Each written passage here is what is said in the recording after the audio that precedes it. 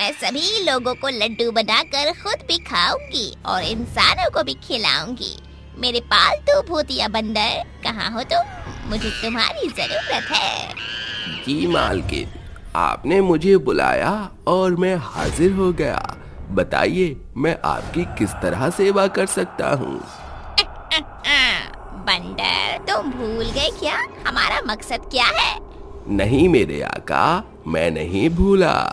भूतिया बंदर और चुड़ैल दोनों आपस में बातें करके एक विशाल रूप कायम कर लेते हैं। भूतिया बंदर एक बहुत ही विशाल बंदर में तब्दील हो जाता है और चुड़ैल उस बंदर के ऊपर बैठकर गांव में इधर उधर घूमने लगी कि तभी चुड़ैल और उस भूतिया बंदर की नजर एक आदमी पर पड़ती है। वो आदमी अपनी पत्नी सुशीला के साथ अपने घर की तरफ जा रहा था। तभी उसे देखकर वो दोनों आपस में बात करते हुए बोलते हैं। सरदारनी जी, वो देखिए, 2 इंसान जा रहे हैं। क्यों ना हम उन्हें अपनी मशीन में डाल दें? तुम सही बोल रहे हो। जाओ बंदर, मैं तुम्हें आज्ञा देती हूँ कि तुम उन दोनों इंसानों को मेरे पास लेकर आओ। जी, अभी लेकर आया सरदारनी। इतना कहकर वो बंदर खूब तेज तेज दौड़ने लगता है और जैसे ही वो दौड़ना शुरू करता है वैसे ही चुड़ैल हवा में उड़ जाती है। थोड़ी देर बाद भूतिया बंदर सुशीला और मोहन के सामने आ जाता है। ये देखकर सुशीला बोलती है, मोहन जी, देखिए हमारे सामने कितना विशाल बंदर है। अरे भाग्यवान, वो तो मुझे भी दिखाई दे रहा है कि हमारे सामने बहुत बड़ा भयानक बंदर है। अरे कुछ बचने के लिए उपाय बताओ। अरे मर्द तो तुम हो, तो मुझे बचाओ ना। मुझे बचाने के बदले तुम खुद मेरे पीछे डर कर छुप रहे हो। मोहन को सुशीला के पीछे छुपता हुआ देख बंदर ठहाके मार मार के हंसने लगता है और उन दोनों को बंदर अपने दोनों हाथों में उठाकर हवा में उड़ाते हुए चुड़ैल के पास ले आता है, जहाँ चुड़ैल उन्हें देखकर बोलती है, आओ मेरे गुलामों, मुझे खुशी है कि तुम अपनी बलि देने के लिए खुद चलकर मेरे पास आए हो।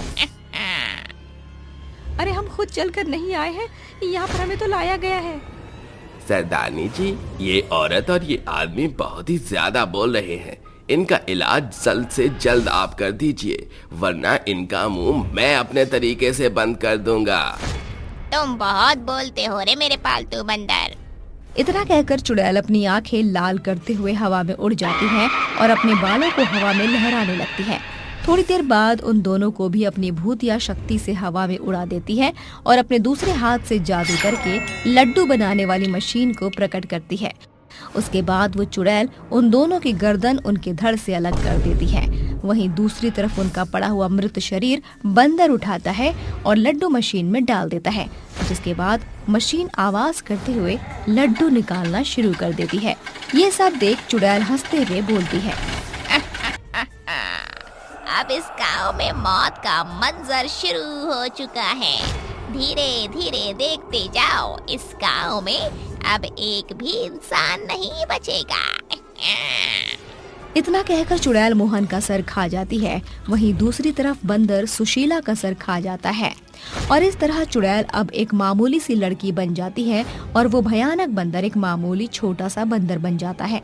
थोड़ी देर बाद वो लड़की बनी हुई चुड़ैल उन सभी लड्डू को उठाती है और अगली सुबह दोनों गांव में पहुंच जाते हैं। गांव में जाने के बाद वो लड़की अपने लड्डुओं को बेचना शुरू कर देती है। लड्डू ले लो, ताजा ताजा लड्डू ले लो, पीले पीले लड्डू ले लो, पीले मीठे लड्डू ले लो, दाने वाले लड्डू ले लो। ऐसे लड्डू आपने कहीं नहीं देखे होंगे, एक बार खाएंगे तो बार बार आओगे। अरे बहना, ये लड्डू कैसे दिए तुमने? भैया, ये लड्डू केवल 50 रुपए किलो मात्र है। चलो बहना, दे दो। इतना कहकर भीमा लड्डू खरीद कर अपने घर चले जाता है। जब उसके घर में वो सभी लड्डू खाते हैं तब उन्हें लड्डू का टेस्ट बहुत ही पसंद आता है और देखते ही देखते अब उस चुड़ैल के लड्डू काफी बिकने लगे। रात के समय आए दिन वो चुड़ैल किसी न किसी को मारती और उस इंसान के शरीर से लड्डू बनाकर अगली सुबह गांव में बेच देती। इस तरह उस चुड़ैल की दुकान के सामने एक रघु प्रीत नाम के लड़के की मिठाई की दुकान थी। वो ये सब देखता और मन ही मन चिढ़ते हुए खुद से बोलता, ये लड़की जब से यहाँ पर आई है तब से मेरी बिक्री बंद हो गई। सभी ग्राहक सिर्फ और सिर्फ इसी की दुकान पर जाते हैं। पता नहीं ये मिठाई में ऐसा क्या डालती है जो सारे ग्राहक सिर्फ और सिर्फ इसके पास जाते हैं। मुझे इसका राज पता लगाना ही पड़ेगा। रघुप्रीत अपने मन में ये बात बोलकर शाम होने का इंतजार करता है और जैसे ही शाम होती है वैसे ही वो छुपकर उस लड़की पर नजर रखने लगता है। वो देखता है कि लड़की अपने छोटे से बंदर के साथ अपनी दुकान बंद करती है और जंगल के रास्ते निकल जाती है। पीछे पीछे रघुप्रीत भी उसके पीछे निकल जाता है। थोड़ी देर बाद रघुप्रीत के सामने जो आता है वो देखकर रघुप्रीत पूरी तरह से दहल जाता है, क्योंकि उसके सामने वो एक मामूली सी लड़की एक चुड़ैल में तब्दील हो जाती है और वो छोटा बंदर एक भयानक बंदर में तब्दील हो जाता है और वो दोनों मिलकर इंसानों को मारकर लड्डू मशीन में डालकर लड्डू बना रहे हैं।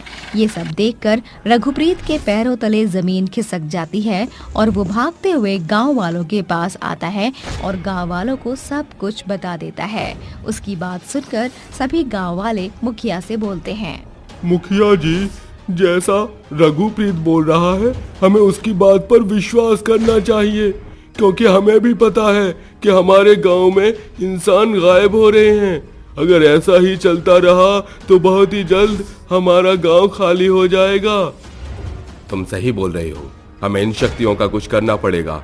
आखिर हमारे गांव में ये क्यों और किस लिए आई है, इसके पीछे का राज पता लगाना ही होगा। मुखिया जी, मेरे बाबा तंत्र विद्या जानते हैं। अगर आप कहें तो हम मेरे बाबा के द्वारा उन लोगों का राज का पता लगा सकते हैं। मुखिया और गांव वाले उसकी बात से सहमत होते हैं, जिसके बाद भीमा अपने बाबा को लेकर आता है और बाबा अपने मन ही मन मंत्रों का उच्चारण करना शुरू कर देता है। उनके मंत्रों का उच्चारण सुनकर भूतिया बंदर और चुड़ैल दोनों ही उसके पास आ जाते हैं और गुस्से में चुड़ैल चिल्लाकर बाबा से बोलती है, बुढ़े, तूने मुझे यहाँ पर बुलाकर बहुत बड़ी गलती कर दी है, अब तू नहीं बचेगा। तू यहाँ पर किस लिए आई है? तू मुझे सारा सच बता दे। नहीं, कभी नहीं, मैं तुझे अपना सच कभी नहीं बताऊंगी। चुड़ैल की हंसी देखकर बाबा को गुस्सा आ जाता है और अपने एक हाथ में मशाल और दूसरे हाथ में भभूत लिए चुड़ैल के ऊपर भभूत फेंक देता है, जिससे चुड़ैल तड़पते हुए गुस्से में तांत्रिक को बोलती है, बताती हूँ, मैं एक बुरी आत्मा हूँ। मुझे यहाँ पर सिर्फ और सिर्फ इंसानों की बलि चाहिए, क्योंकि मुझे बलि देना अच्छा लगता है। बलि देकर मैं और मेरा भूतिया बंदर दोनों ही शक्तिशाली बन जाएंगे और इस दुनिया पर राज करेंगे। तेरी ये इच्छा कभी पूरी नहीं होगी। मैं तुझे जलाकर भस्म कर दूंगा। इतना कहकर बाबा ने अपने हाथों के मशाल से उसके बंदर को जला दिया और जैसे ही उसका बंदर जला कि तभी चुड़ैल भी तड़पते हुए जलकर मर गई। इस तरह चुड़ैल और भूतिया बंदर का अंत गांव से खत्म हो गया और अब उस गांव को उस चुड़ैल और भूतिया बंदर से मुक्ति मिल गई, जिसके बाद सभी गांव वाले एक साथ खुशी से रहने लगे।